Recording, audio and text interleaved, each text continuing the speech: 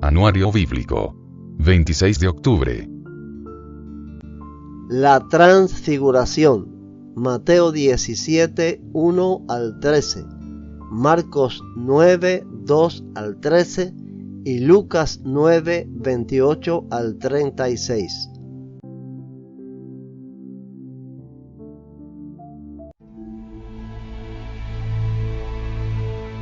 Seis días después, Jesús tomó a Pedro y a los dos hermanos, Santiago y Juan, y los llevó a una montaña alta para estar a solas. Mientras los hombres observaban, la apariencia de Jesús se transformó a tal punto que la cara le brillaba como el sol y su ropa se volvió tan blanca como la luz. De repente, aparecieron Moisés y Elías y comenzaron a conversar con Jesús. Pedro exclamó: Señor, es maravilloso que estemos aquí. Si deseas, haré 3 enramadas como recordatorios. Una para ti, una para Moisés y la otra para Elías.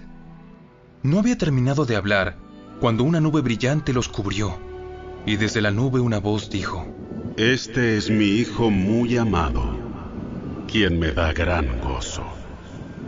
Escúchenlo a él. Los discípulos estaban aterrados y cayeron rostro en tierra. Entonces Jesús se les acercó y los tocó. Levántense, no tengan miedo. Cuando levantaron la vista, Moisés y Elías habían desaparecido y vieron solo a Jesús. Mientras descendían de la montaña, Jesús les ordenó: No le cuenten a nadie lo que han visto hasta que el Hijo del Hombre se haya levantado de los muertos. Luego sus discípulos le preguntaron: ¿Por qué los maestros de la ley religiosa insisten en que Elías debe regresar antes de que venga el Mesías? Es cierto que Elías viene primero, a fin de dejar todo preparado. Pero les digo, Elías ya vino, pero no fue reconocido, y ellos prefirieron maltratarlo. De la misma manera, también harán sufrir al Hijo del Hombre. Entonces los discípulos se dieron cuenta de que hablaba de Juan el Bautista. 6 días después, Jesús tomó a Pedro, a Santiago y a Juan, y los llevó a una montaña alta para estar a solas. Mientras los hombres observaban, la apariencia de Jesús se transformó, y su ropa se volvió blanca resplandeciente, más de lo que cualquier blanqueador terrenal jamás podría lograr. Después aparecieron Elías y Moisés y comenzaron a conversar con Jesús. Pedro exclamó: Rabí, es maravilloso que estemos aquí. Hagamos 3 enramadas como recordatorios. Una para ti, una para Moisés y la otra para Elías. Dijo esto porque realmente no sabía qué otra cosa decir, pues todos estaban aterrados. Luego una nube los cubrió, y desde la nube se oyó una voz: Este es mi Hijo muy amado. Escúchenlo a él. De pronto, cuando miraron a su alrededor, Moisés y Elías se habían ido, y vieron solo a Jesús con ellos. Mientras descendían de la montaña, Él les dijo que no le contaran a nadie lo que habían visto hasta que el Hijo del Hombre se levantara de los muertos.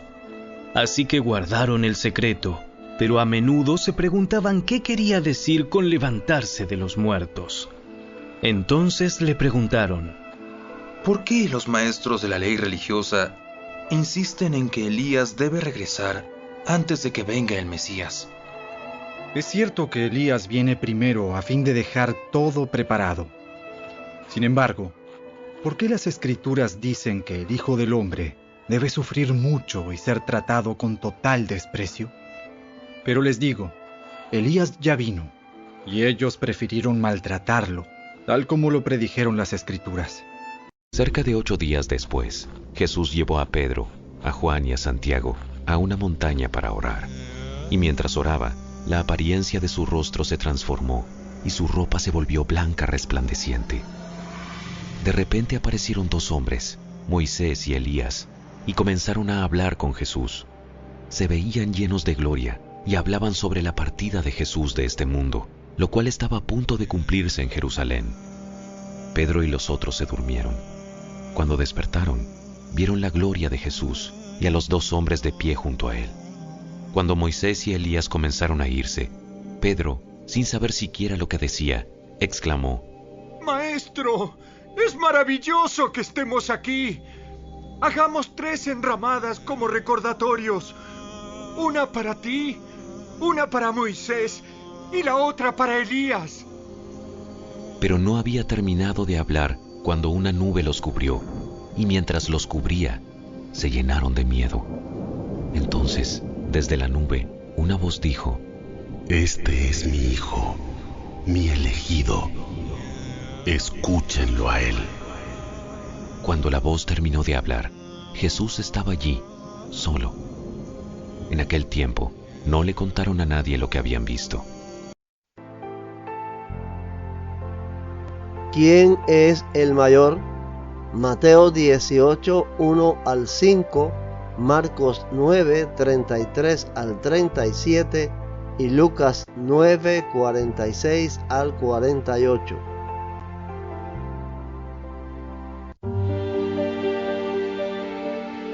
Por ese tiempo, los discípulos se acercaron a Jesús y le preguntaron: ¿Quién es el más importante en el reino del cielo? Jesús llamó a un niño pequeño y lo puso en medio de ellos. Entonces dijo: Les digo la verdad, a menos que se aparten de sus pecados y se vuelvan como niños, nunca entrarán en el reino del cielo. Así que el que se vuelva tan humilde como este pequeño es el más importante en el reino del cielo. Todo el que recibe de mi parte a un niño pequeño como este, me recibe a mí. Después de llegar a Capernaum e instalarse en una casa, Jesús preguntó a sus discípulos: ¿Qué venían conversando en el camino? Pero no le contestaron, porque iban discutiendo sobre quién de ellos era el más importante. Jesús se sentó y llamó a los 12 discípulos y dijo: Quien quiera ser el primero, debe tomar el último lugar y ser el sirviente de todos los demás. Entonces puso a un niño pequeño en medio de ellos, y tomándolo en sus brazos, les dijo: Todo el que recibe de mi parte a un niño pequeño como este, me recibe a mí. Y todo el que me recibe, no solo me recibe a mí, sino también a mi Padre, quien me envió. Entonces los discípulos comenzaron a discutir entre ellos acerca de quién era el más importante. Pero Jesús conocía lo que ellos pensaban, así que trajo a un niño y lo puso a su lado. Luego les dijo: Todo el que recibe de mi parte a un niño pequeño como este, me recibe a mí. Y todo el que me recibe a mí, también recibe al Padre, quien me envió. El más insignificante entre ustedes es el más importante. El que no es contra nosotros, por nosotros es. Marcos 9, 38 al 40 y Lucas 9, 49 y 50. Juan le dijo a Jesús: Maestro, vimos a alguien usar tu nombre para expulsar demonios, pero le dijimos que no lo hiciera porque no pertenece a nuestro grupo. No lo detengan. Nadie que haga un milagro en mi nombre podrá luego hablar mal de mí. Todo el que no está en contra de nosotros está a nuestro favor. Juan le dijo a Jesús: Maestro, vimos a alguien usar tu nombre para expulsar demonios, pero le dijimos que no lo hiciera porque no pertenece a nuestro grupo. No lo detengan. Todo el que no está en contra de ustedes está a su favor. Jesús reprende a Jacobo y a Juan. Lucas 9, 51 al 56.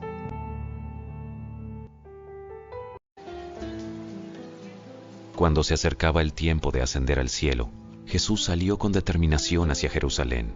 Envió mensajeros por delante a una aldea de Samaria para que se hicieran los preparativos para su llegada. Pero los habitantes de la aldea no recibieron a Jesús porque iba camino a Jerusalén. Cuando Santiago y Juan vieron eso, le dijeron a Jesús: Señor, ¿quieres que hagamos bajar fuego del cielo para que los consuma? Entonces Jesús se volvió a ellos y los reprendió. Así que siguieron de largo hacia otro pueblo.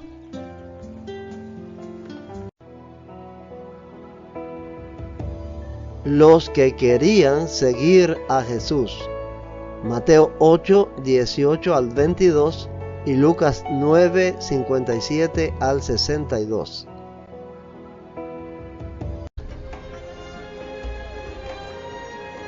Cuando Jesús vio a la multitud que lo rodeaba, dio instrucciones a sus discípulos de que cruzaran al otro lado del lago. Entonces, uno de los maestros de la ley religiosa le dijo: Maestro, te seguiré a donde quiera que vayas. Los zorros tienen cuevas donde vivir, y los pájaros tienen nidos. Pero el Hijo del Hombre no tiene ni siquiera un lugar donde recostar la cabeza. Otro de sus discípulos dijo: Señor, deja que primero regrese a casa y entierre a mi padre. Sígueme ahora. Deja que los muertos espirituales entierren a sus propios muertos. Mientras caminaban, alguien le dijo a Jesús: Te seguiré a cualquier lugar que vayas. Jesús le respondió: Los zorros tienen cuevas donde vivir, y los pájaros tienen nidos. Pero el Hijo del Hombre no tiene ni siquiera un lugar donde recostar la cabeza. Dijo a otro: Ven, sígueme. El hombre aceptó, pero le dijo: Señor, deja que primero regrese a casa y entierre a mi padre. Deja que los muertos espirituales entierren a sus propios muertos. Tu deber es ir y predicar acerca del reino de Dios. Otro dijo: Sí, Señor, te seguiré, pero primero deja que me despida de mi familia. El que pone la mano en el arado y luego mira atrás, no es apto para el reino de Dios.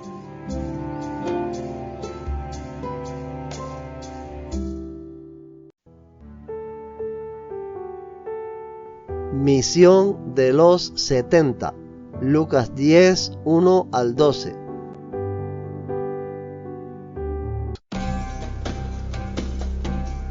Después el Señor escogió a otros 72 discípulos y los envió de dos en dos delante de él a todas las ciudades y los lugares que tenía pensado visitar. Y les dio las siguientes instrucciones: La cosecha es grande, pero los obreros son pocos. Así que oren al Señor que está a cargo de la cosecha. Pídanle que envíe más obreros a sus campos. Ahora vayan y recuerden que los envío como ovejas en medio de lobos. No lleven con ustedes nada de dinero, ni bolso de viaje, ni un par de sandalias de repuesto, y no se detengan a saludar a nadie por el camino. Cuando entren en la casa de alguien, primero digan: la paz de Dios sea sobre esta casa. Si los que viven en la casa son gente de paz, la bendición permanecerá. Si no lo son, la bendición regresará a ustedes. No cambien de una casa a otra. Quédense en un lugar. Coman y beban lo que les den. No duden en aceptar la hospitalidad, porque los que trabajan merecen recibir su salario. Si entran en un pueblo donde los reciben bien, coman todo lo que les ofrezcan. Sanen a los enfermos y díganles: el reino de Dios ahora está cerca de ustedes. Pero si un pueblo se niega a recibirlos bien, salgan a las calles y digan: nos limpiamos de los pies hasta el polvo de su ciudad, para mostrar que los abandonamos a su suerte. Y sepan esto: el reino de Dios está cerca. Les aseguro que el día del juicio le irá mejor a la perversa Sodoma que a ese